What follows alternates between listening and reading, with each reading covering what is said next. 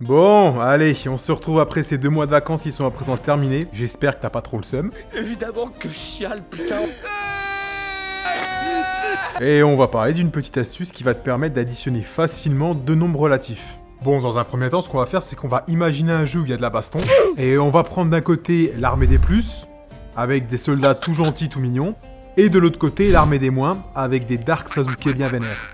Bon, le cas le plus simple, c'est si jamais tu as 2 régiments de la même armée qui se croisent, alors t'imagines bien qu'ils vont se réunir. Du coup, par exemple, si j'ai un premier régiment avec 2 soldats de l'armée des plus, qui croisent un autre régiment avec 3 soldats de la même armée, ils vont logiquement se réunir et former un régiment de 5 soldats de l'armée des plus. Et c'est exactement pareil pour l'autre armée en fait. Si j'ai un premier régiment de 3 soldats de l'armée des moins qui croise un second régiment de 4 de la même armée, alors ils se réunissent pour former un seul régiment de 7 soldats. Par contre, et je pense que tu l'avais bien compris, t'imagines bien que quand ce sont des régiments d'armées différentes, alors ça part en baston général. D'ailleurs, juste garde en tête que quand il y a un soldat de chaque armée qui s'affronte, alors là, c'est la boucherie. Tout simplement parce qu'il n'y en aura aucun des deux qui va survivre. Par exemple, si un régiment de 3 soldats de l'armée des plus croise un régiment de 2 soldats de l'armée des moins, alors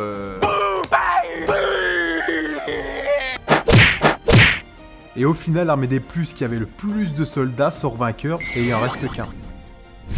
De la même manière, ici tu peux anticiper le fait que le résultat sera négatif car l'armée des moins est bien plus nombreuse. Du coup, tu peux mettre directement le signe négatif et ensuite tu sais que l'armée des moins va gagner, ok, mais elle va perdre un nombre de combattants égal au nombre de combattants de l'armée des plus. Du coup, on calcule de tête 7 moins 3, ce qui est égal à 4 et au final, le résultat est moins 4.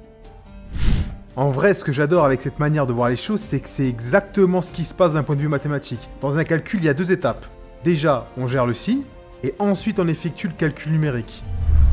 Du coup, exactement de la même manière qu'on a fait avec les 2 régiments de la même armée, si tu additionnes 2 nombres relatifs de même signe, alors la règle c'est de conserver le signe commun et d'additionner les distances à 0. Donc ici, 10 plus 5 qui est égal à 15. Au final, on a moins 10 plus moins 5 qui est égal à moins 15. Si par contre les signes des 2 nombres ne sont pas les mêmes, on revient au cas où ce sont 2 régiments ennemis qui se croisent, et tu vas conserver le signe du nombre qui a la plus grande distance à 0, qui est ici, moins 7. Et comme les soldats se maravent la tronche, tu te doutes bien que ça va pas être une addition qu'on va faire, mais on va soustraire les distances à 0 en faisant la plus grande moins la plus petite, ici 7 moins 5, donc 2. Et au final, le résultat est moins 2. Voilà, c'est la fin de la vidéo, j'espère que t'as passé un bon moment et que t'as compris le principal. Je te dis bon courage pour cette année, et surtout sache que tu peux compter sur moi pour t'encourager, t'accompagner et te filer un petit coup de main. Allez, à la prochaine, tchuss!